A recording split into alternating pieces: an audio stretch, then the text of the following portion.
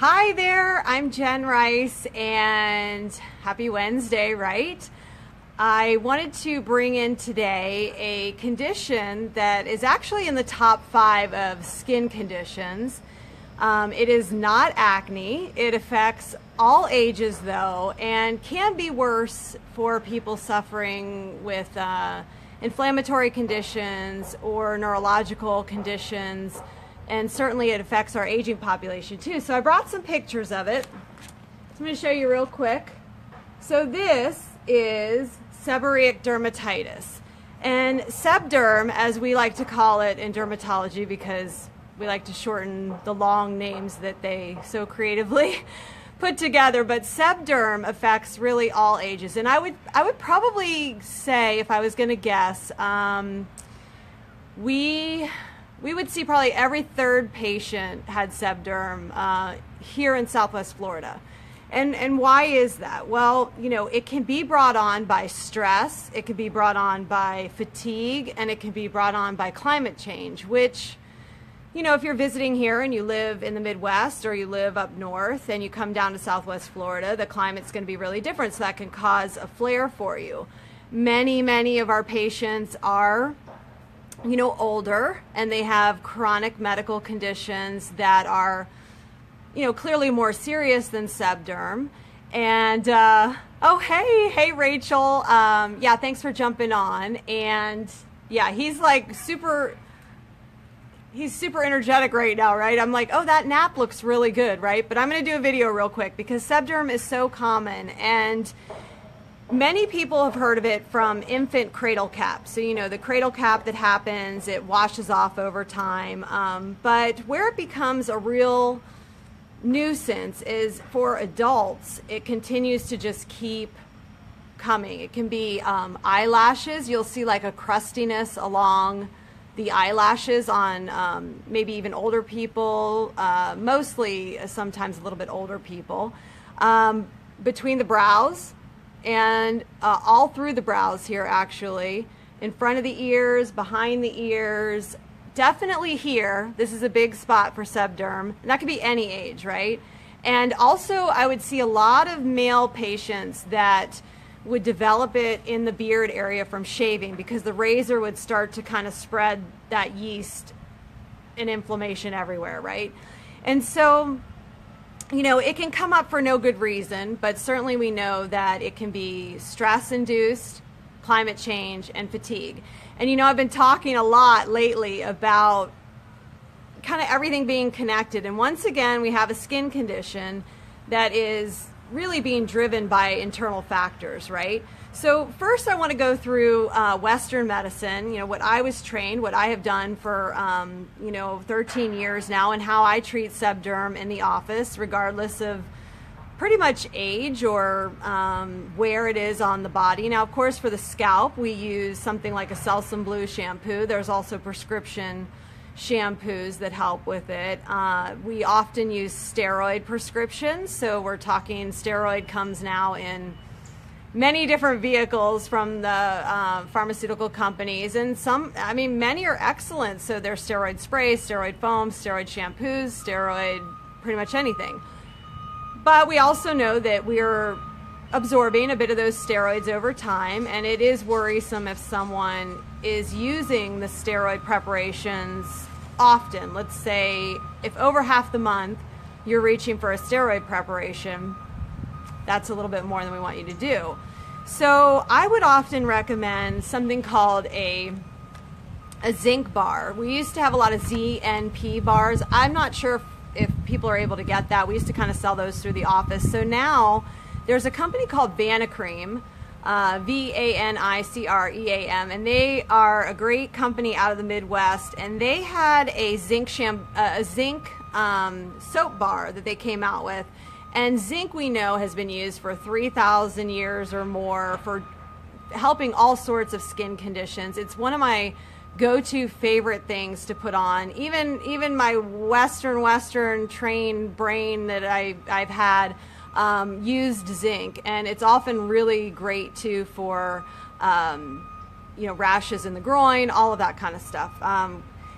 if you are looking for something to try over the counter without going to see anybody in derm, because maybe you have this rashes here, and I think, I mean, obviously in the textbook they show you the worst pictures ever on the planet, but there's, so behind the ears, the eyelids, that kind of thing. Try a zinc bar. Oftentimes when I ask patients, what are you using on your skin? They'll say, I'm washing my face with Dove soap. This is like a lot of, not calling out men, but I'm just saying, they say, a lot of men say, I'll use Dove soap or I use Dial soap. And those are okay, except Dial soap in particular is an antibacterial soap and it can be very drying. I think if they go to a gentle cleanser, oftentimes we can get them, I said, would you be open to using a gentle cleanser and some moisturizer? Okay, I will. So, oh, hey, Jill, thanks for popping on. It's great to have you here. Talking about Sebderm, which I know that you do a lot with pharmaceutical preps for that, and have lots of options for that. But so let's transition over to what do functional medicine doctors say about Sebderm? Well, it won't surprise you to hear that if you change your food, it improves your skin. So the big basis for that group of physicians is change what you're eating, do an elimination diet. Oftentimes, if this is coming up from stress, fatigue, let's ignore the climate change, change of climate. If you're traveling, okay, all bets are off when you're traveling. We do the best we can. But let's just go with day in and day out. You're in the same place. You're not traveling around. You can't get it better. Think about your diet. Think about an elimination diet. Think about perhaps allergens that are kicking it up. Also, you got to work on your sleep, making sure you're getting enough sleep, controlling your stressors like yoga, meditation, exercise. There's even, I was reading this one doc talks about just telling people to go outside for a little while every day and just be outside can help your skin to just not be subject to all of the, indoors. We've got sometimes the heat on if you're up north. Of course, we had the heat on here last night. Lots of air conditioning down here in the south all summer long. Other things you can do, probiotics. We had a great conversation about kombucha a couple days ago. People were popping in what they're drinking, which one they like the best. Those contain probiotics. If you stabilize the gut, you're going to help stabilize the skin. So probiotics, here they come up again. Anti-inflammatory foods. If you check back to a video I did a while back, there's one on anti-inflammatory foods you can begin to incorporate in your diet. Omega-3 fatty acids. And some people like supplements. Some people like to get it through foods. Do the best you can. Fish oil is also another one. You don't want to just be taking a bunch of fish oil. I like the idea of if you like fish, salmon, what have you, just try to incorporate it in your diet 1 or 2 times a week. We know that certain fish are more inflammatory, so maybe kind of refer back to that shopping list that we talked about, I think, last week. So Sebderm, very common. Definitely the people at risk are neurologic disease, Parkinson's, HIV, immunosuppressant. If you have an autoimmune condition, you might be more prone to having Sebderm. Oh yeah, avocado, good call. Thank you. Big time. So what can you do for the eyelashes? Oh, I want to add this in because this is a good tip. Johnson's Baby Shampoo at the edge of the eyelashes is a great help. If you have an older, oftentimes these are people that are a little bit up in age. So grandparent, parent, maybe it is your husband, who knows. Either way, if they're getting that thick caking along the lashes, one of the best things to use is Johnson's Baby Shampoo in that area.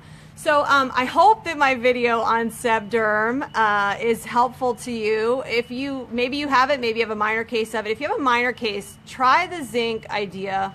Think about, obviously, the diet options. If you have a major case and it's not improving with what we're talking about, you've got to go see a provider because you may need something. If the yeast gets a little bit out of control, you might have to do a little bit of more work on it, with prescriptions. Okay, so if you like this video, please throw me some comments on what you know, if you have this, if you know someone that has it, please share it with your network if you feel like it would be of value to them. And if you know someone that could benefit from this, go ahead and you know, feel free to tag them, or maybe just tell them to come over here and check it out. So I hope you guys have a great rest of the day. I guess this guy is going to be out for a little while, but we will carry on. And thanks so much for watching. Have a great afternoon.